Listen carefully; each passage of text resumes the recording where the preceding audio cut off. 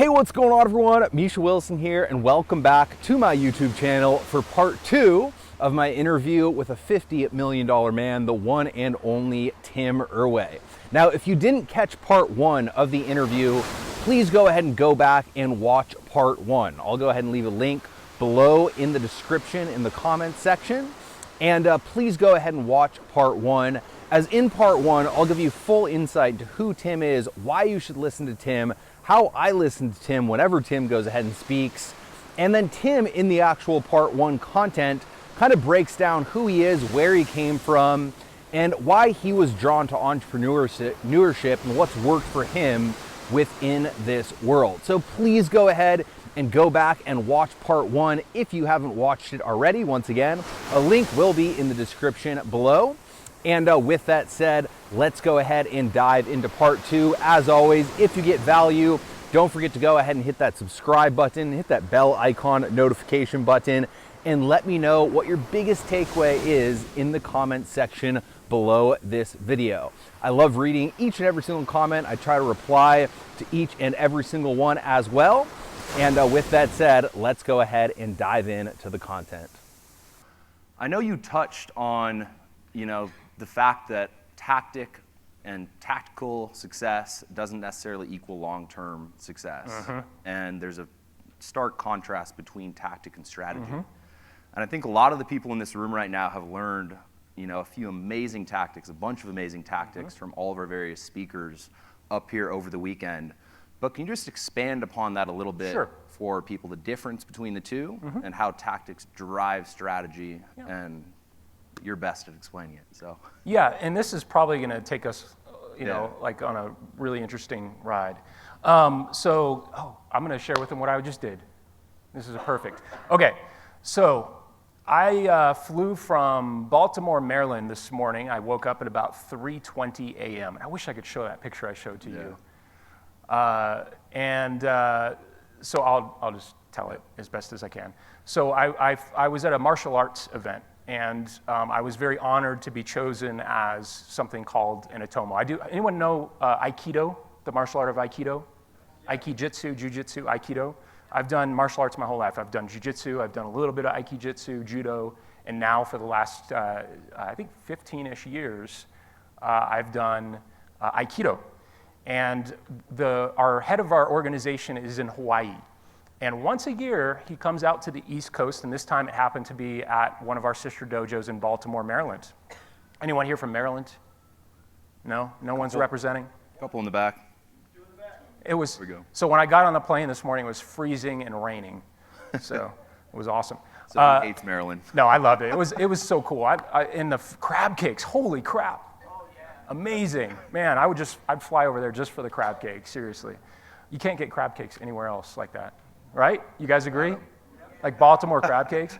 So anyway, about 5 days ago, I flew into Baltimore, Maryland, and I was very nervous, and I was very, very fearful, actually. I was chosen to be a Tomo, and Otomo in Japanese means great friend. Does anyone speak Japanese? No? Yeah. So O is great, and Tomo is great friend. Not friend in the casual sense that we Americans perceive friendship, like, hey, buddy, what's going on, Misha? What's going on? It's not that kind of friend. It's a honor and respect type of thing. So as a Tomo, you're chosen to be, number 1, security, and number 2, service to the the head of our organization. And he flew to Baltimore. I was chosen to do that. I was telling Misha, you can't have enough pockets for the stuff you need, right? So I'll give you an example. If he gets up to go to the bathroom in the middle of the night, if I'm not in the same room with him, which on this trip I was not, I'm in an adjacent room, I have to be able to hear him open the door, run out, get my flashlight, and shine it to take him to the bathroom in the middle of the night. Shine it to take him, he follows the dot to his room. And unfortunately, because he was in an adjacent room, I failed miserably. And anyone familiar with Japanese tradition? Like, you don't get compliments. They don't go, hey, good job. They don't. They just tell you when you screw up. So So I was really trying hard to and like if we're in a crowd or something and someone bumps into Sensei, and Sensei is your instructor, basically. He's the head of the organization. If someone bumps into him or jostles him or accosts him or anything like that, you might as well just anyway. It's not good. It's like it reflects poorly on my Sensei, and it's just not a good thing to do. So as a Tomo, your job, number one, is security, number two, service. So you have to walk ahead of him through any doors. Here's the interesting thing. You guys know double doors, right? Set of doors, set of doors. Whoever would have thought it would be so freaking complicated to deal with double doors. And so you have to, so basically you have to be in two places at once. If the doors are really far apart, you're screwed. Because here's the thing. It's you walking behind and to the left of Sensei until there's a crowd or something, then you have to get in front of them. But you're walking behind and you see the restaurant and you're, oh shit, double doors, no! And so you gotta run ahead, you have to open the first set of doors, and there's a bunch of other senseis coming. Sorry to get in front of Misha. There's a bunch of other senseis coming too. You can't let the doors slam on them, but you have to open the second door and enter the room first before Sensei gets in there to make sure everything's clear and he's secure. So it looks like, kind of like, if they're close together and you're lucky to have that, it looks kind of like this. And someone hopefully will grab the door before it slams. And you get up there and you're like, clear the room, and you're like, okay, you're good. The Phoenix has arrived, So that's like how everything's got a protocol, and it's very humbling to serve in that capacity. And people go, what would you do that for? And that's what I said. Yeah. So it actually comes full circle to your question. What's the difference between tactics and strategy? Martial arts is not about techniques. It's not about tactics. It's an art. It's about depth, it's about meaning, and it's about strategy. That's what martial arts is. It teaches you strategy. It teaches you discipline. It teaches you to be present so you can anticipate the future. Do you think those are worthwhile in business as well? Yeah. Absolutely, right? So that was my last 4 days. I've had a collective of 7 hours of sleep in the last 4 days. And this morning I was up, back to the picture. So I get up at 3:20. I was pushing it because you're supposed to get up 40 minutes before Sensei. I was like, 40 minutes? Holy crap, that's like freaking 2:50 a.m. And I had to wash his gi, and he didn't want it dried because it shrinks. So I was up till almost 2:30 air drying, because it only gives 30 minutes on the dryer. So you do 30 minutes, you push the freaking button, it's like, and the damn thing wasn't drying. So I was up till 2:30. I must have put it on for, at least 4 hours of freaking air dry. And I know he did it on purpose. The gi's not going to shrink. Are you kidding me? That's such BS. So anyway, so I get the gi dried, I get it packed, I crash, I collapse, and like my alarm goes off. I was like, I'm not getting up at 2:50, screw that. So I get up at 3:20. I'm like, I could totally get ready in 10 minutes and get Sensei up. So I get up, I'm like, tired as hell. I walk to the room, Sensei, wake up call. Sensei, wake, very humble, wake up call. He's like, okay, hey, come in here. I'm like, oh shit, what did I do?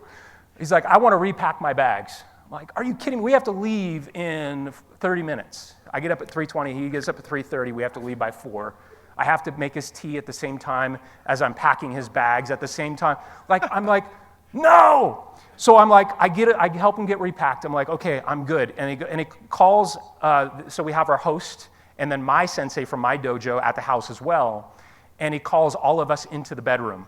He goes, hey, tell Walsh and Walsh sensei and the other sensei, come in the bedroom.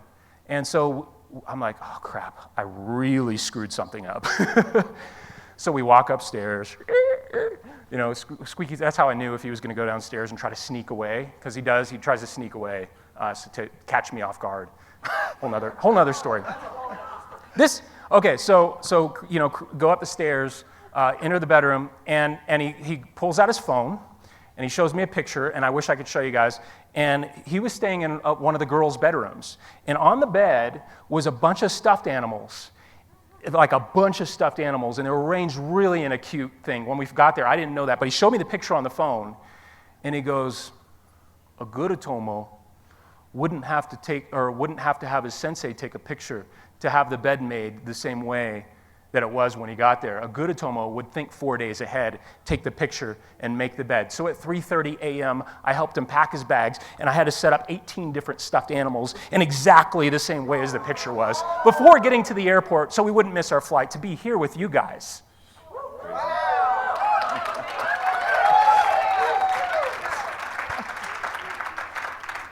But back to your point.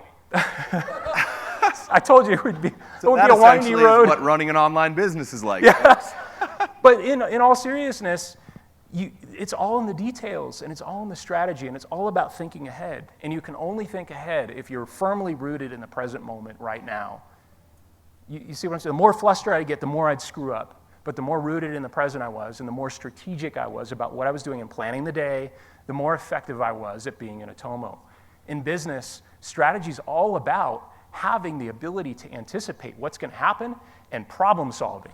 Yep. And that takes being present, firmly rooted in the present, but anticipating the future and being able to see ahead and being strategic about what happens in the future. Does that make sense, guys? Yes. Awesome. Awesome. So, who here got a ton of value out of Tyson's presentation just a minute ago? Yeah. Yeah. And who here was kind of sucked in to Tim's story just now when he started telling the story? So remember, again, look at it from a marketing perspective and then also, again, the consumer perspective, and realize that, again, when we're telling stories, how engaging it is for all of you and how much of a master Tim is at it, and how, again, every lesson should have a story and every story should have a lesson for those who attended the workshop.